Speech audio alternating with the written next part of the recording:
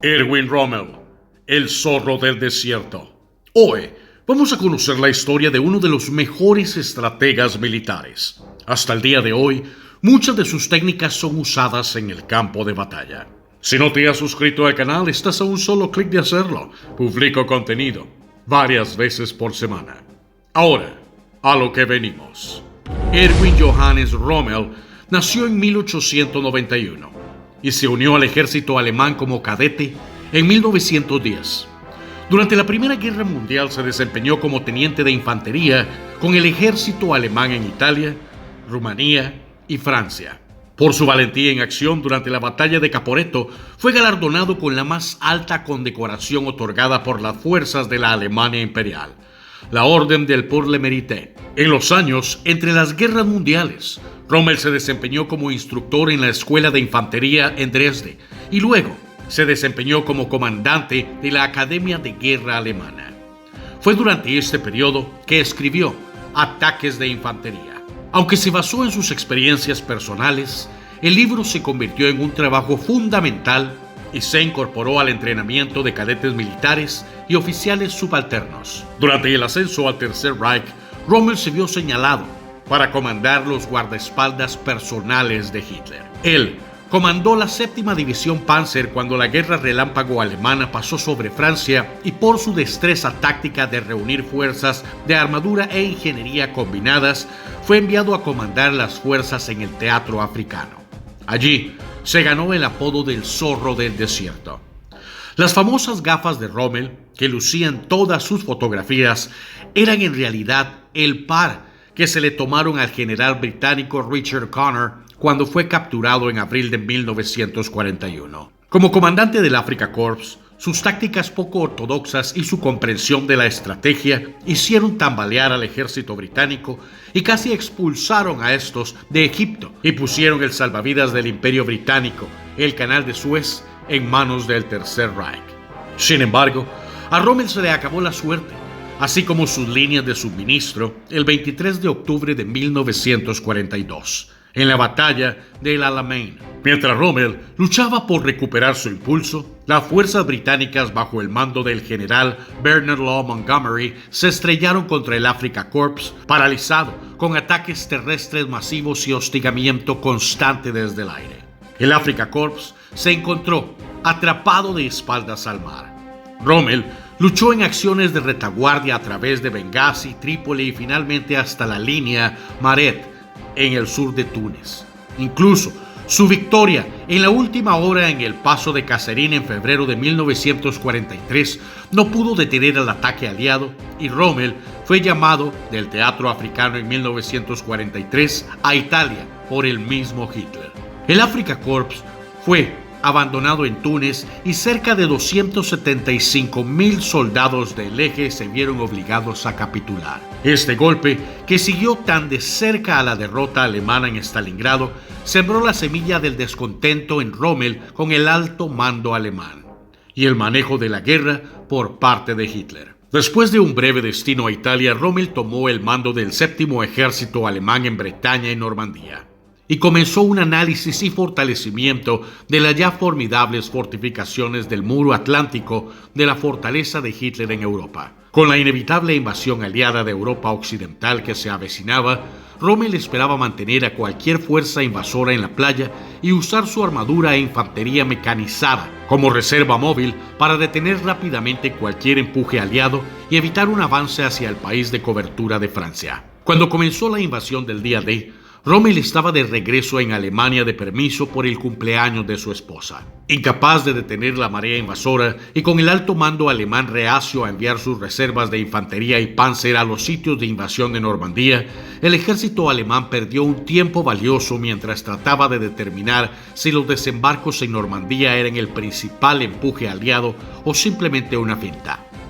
Con la noticia de la invasión, Rommel se apresuró a regresar al cuartel general del grupo del Ejército B a última hora de la tarde del 6 de junio e intentó impulsar el contraataque alemán. Al darse cuenta de la gravedad de la situación, Rommel fue directamente a hablar con Hitler con la esperanza de convencer al Führer de que la situación en Normandía era insostenible y que el ejército alemán se retirara a posiciones defensivas en el Sena. El rechazo rotundo de Hitler a cualquier retirada estratégica afectó tanto a Rommel que discutió con otros oficiales alemanes de alto rango la idea de entablar conversaciones secretas con los aliados. Creía que al sacar a Hitler del poder sería posible una tregua negociada. El 16 de julio de 1944, estas esperanzas se vieron frustradas cuando Rommel resultó gravemente herido cuando su automóvil personal fue ametrallado por aviones aliados.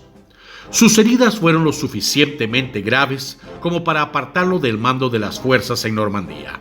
El 20 de julio de 1944, una bomba detonó durante una conferencia entre Hitler y sus principales asesores en su cuartel general en Prusia Oriental.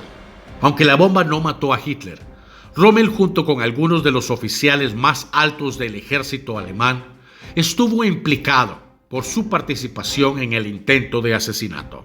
Ante una pesadilla propagandística, el propio Hitler ordenó a Rommel que se suicidara. Con Hitler usando la seguridad de la familia de Rommel como palanca, Rommel se envenenó a sí mismo el 14 de octubre de 1942, mientras públicamente se decía que había muerto en un accidente automovilístico. No podía permitirse perder el prestigio de Rommel ante el pueblo alemán, que Hitler hizo enterrar a Rommel con todos los honores militares, y la complicidad de Rommel en el complot del 20 de julio nunca se hizo pública. La verdadera implicación de Rommel en el complot y su opinión sobre él mismo han sido tema de intenso debate a lo largo de los años.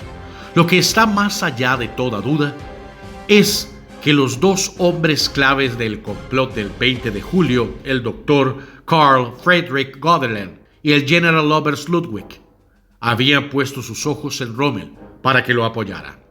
Necesitaban desesperadamente una figura de gran renombre que pudiera contrarrestar ante el pueblo alemán la sombra de cualquiera de los lugartenientes de Hitler que intentaran ocupar su lugar.